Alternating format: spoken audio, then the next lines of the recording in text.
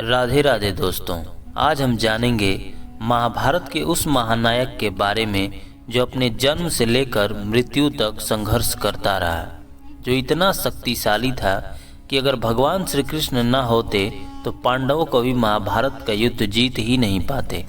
हम बात कर रहे हैं अंगराज कर्ण की, हम बात कर रहे हैं राधे कर्ण की, जो अपनी मित्रता और रण कौशल के लिए सदैव जाना जाता है। वैसे तो महाभारत में कई ऐसे अद्भुत योद्धाओं की कहानी है, लेकिन कर्ण की गाथा सबसे अनूठी और प्रेरणादायक है। वह योद्धा जिसने समाज, नियति और अपने ही जीवन के संघर्षों का सामना किया, लेकिन हमेशा अपने सिद्धांतों पर अडिग रहा। दोस्तों, इस डॉक्यूमेंट्री में हम कर्ण के जीवन के प्रत्येक महत्वपूर्ण घटना को विस्तार से जानेंगे, जिनको मैंने 8 भागों में डिवाइड किया है। दोस्तों, आइए जानते हैं सबसे पहले कर्ण के जन्म और प्रारंभिक जीवन के बारे में। कर्ण का जन्म महाभारत के सबसे रहस्यमयी और मार्मिक प्रसंगों में से एक है। माता कुंती को ऋषि दुर्वासा से एक विशेष मंत्र प्राप्त हुआ था, जिससे उन्होंने सूर्य देव का आवाहन किया और एक दिव्य पुत्र को जन्म दिया।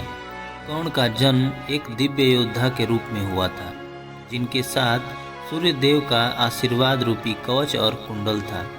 समाज के डर से माता कुंती ने उन्हें नदी में प्रवाहित कर दिया, जिससे उनका पालन पोषण एक सूत ने किया, जिसका नाम अधिरथ और राधा था। दोस्तों, इस खंड में दिखाया जाएगा कि कैसे एक दिव्य योद्धा को अपने जीवन के रहस्य से अनजान रखते हुए संघर्षपूर्ण जीवन में ढकेल दिया गया। दोस्तों, अब हम जानेंगे कर्ण के शिक्षा और संघर्ष के बारे में। कर्ण ने महान गुरु परशुराम से धनुर्विद्या प्राप्त की, लेकिन जब गुरुदेव को उनकी असली जाति का पता चला तो उन्होंने कर्ण को श्राप दे दिया कि जब तुम्हें इस शस्त्र ज्ञान की सबसे ज़्यादा आवश्यकता होगी तब तुम ये विद्या भूल जाओगे। कर्ण को बाल काल में ही समाज के ताने और अपमान को सहना पड़ा, जब लोग उन्हें सूत पुत्र कहकर उनका उपहास उड़ाते थे। दोस्तों, इस खंड में कर्ण के अटूट आत्मविश्वास और स्वयं को योग्य साबित करने की उनकी जिद को दर्शाया गया है। अब जानते हैं उनकी दानवीरता के बारे में। दोस्तों, कर्ण को इतिहास का सबसे बड़ा दानवीर के रूप में जाना जाता है। एक बार का वाकया ये हुआ कि जब इंद्रदेव ने भिक्षा के रूप में उनका कवच और कुंडल मांगा तो उन्होंने बिना किसी हिचकिचाहट के उन्हें दान कर दिया। और कहा यह भी जाता है कि जब वो अपना कवच अपने शरीर से निकाल रहे थे तो उन्होंने केवल एक दान के लिए बहुत ही असहनीय पीड़ा सही थी। इसलिए यह प्रसंग उनकी निस्वार्थता और महानता को दर्शाता है, क्योंकि उनका एक नियम था कि जब भी वो सुबह के टाइम सूर्य देवता को अर्घ देने जाते थे और जो कोई भी उस टाइम पर उनसे कुछ भी मांगे तो वो मना नहीं करते थे, इसलिए उन्हें सबसे बड़ा दानवीर कहा गया। दोस्तों, अब हम जानेंगे अपने मित्र के लिए कैसे कर्तव्यनिष्ठ रहा जाता है।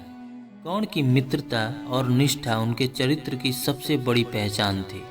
कर्ण की एक और बात बहुत प्रचलित है कि एक बार जिसको भी वचन दे देते थे तो उससे पीछे नहीं हटते थे।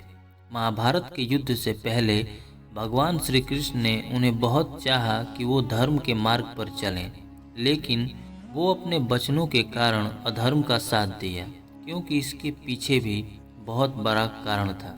जब अर्जुन ने उन्हें सूत पुत्र कहकर अपमानित किया, तब दुर्योधन ने कर्ण को अंग देश का राजा बनाकर उनका मान बढ़ाया, और इसी के चलते वो दुर्योधन के ऋणी हो गए और उन्होंने उसको वचन दे डाला कि चाहे कोई भी परिस्थिति हो वो हमेशा दुर्योधन का साथ देंगे।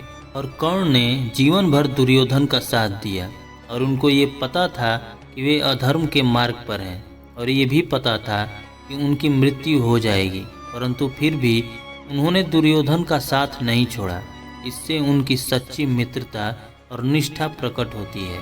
और दोस्तों, महाभारत के युद्ध में कर्ण ने कौरव पक्ष से लड़ाई लड़ी और अपना अद्वितीय पराक्रम दिखाया।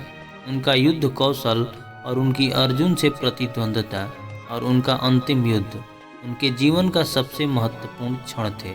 और अब हम जानेंगे कर्ण का नैतिक संघर्ष।